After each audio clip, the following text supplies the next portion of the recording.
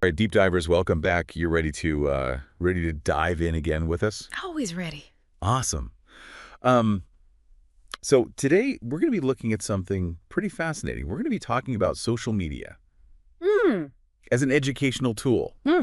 Yeah, I know, right? It's a hot topic. It is. It's a hot topic, and we've got some interesting research here from Kevin Brake Yes. to kind of help guide us on this. We've worked with Brake in the past. He's a brilliant mind, and and honestly, some of the things he found in this research were pretty surprising, at least to me. Yeah, I think it really challenges our assumptions about where learning can happen and what it even looks like. Yeah, absolutely. I mean, think about it. When we think about school, Mm. right? We think about textbooks, we think about classrooms, we think about, teachers standing at the front of the room lecturing. Yeah.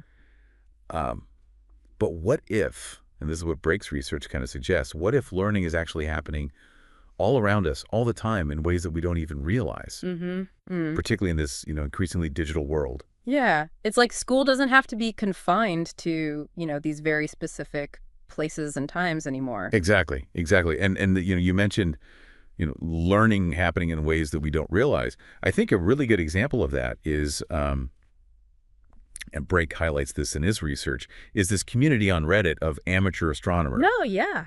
who are actually, get this, they're collaborating with PhD students Mhm. to analyze telescope data, Like real data, real science. real hard science. And they're actually contributing to scientific publications. It's amazing, and it kind of blows apart this whole idea that, you need to be in a certain institution or have a certain degree to be able to contribute to, these really complex fields. Exactly. It's what Brake calls informal learning networks, these self-organized groups that are popping up online all over the place. Right. And it makes sense, People Yeah. are passionate about all sorts of things. And with social media, they're able to find each other, connect, and learn from each other. Absolutely. And I mean, you see it everywhere. Like, one thing that really stood out to me in Brake's research was the rise of micro-learning communities Hmm. on platforms like TikTok and Instagram, right? Yeah. Where people are creating these short, engaging videos to teach all sorts of things. Yeah, I've seen them. Like everything from coding to history, graphic design, even philosophy. It's kind of amazing what you can learn in like a 60-second video these days. It's true. And the engagement is amazing. People love it. Yeah. Yeah, it's definitely a different way of learning than, sitting through a 2-hour lecture. Speaking of which, have you ever actually learned something valuable from a social media post? Like something that really stuck with you? Oh, totally. All the time, actually. Me too. Yeah. I remember, I think it was last year, I stumbled across this Instagram account Mm. that was breaking down complex scientific concepts through these really, really cool illustrations. Oh, nice. And I swear, I learned more in like 5 minutes scrolling through their feed than I did in a whole semester of college lectures. Right. It was crazy. That's a great example, though, of what Brake's talking about, like Yeah. the power of visual learning and, these bite-sized pieces of content. Right. They're just so much more engaging, and they're really tailored to the way that we consume information these days. Totally. And it makes you wonder, right? Have platforms like Instagram and TikTok Mhm. actually changed the way we learn? Mm. Fundamentally changed it. I mean, it kind of feels like there's this bigger shift happening in education overall, Yeah. away from this traditional top-down model and more towards a personalized, self-directed approach. Exactly. And social media is a huge part of that. You can follow hashtags on Twitter to learn about specific topics. You can join Facebook groups dedicated to all sorts of niche interests. You can even take online courses created by experts on YouTube. Right. It's incredible. It really empowers people to curate their own learning experiences, connect with others, and really dive deep into the things that they're passionate about.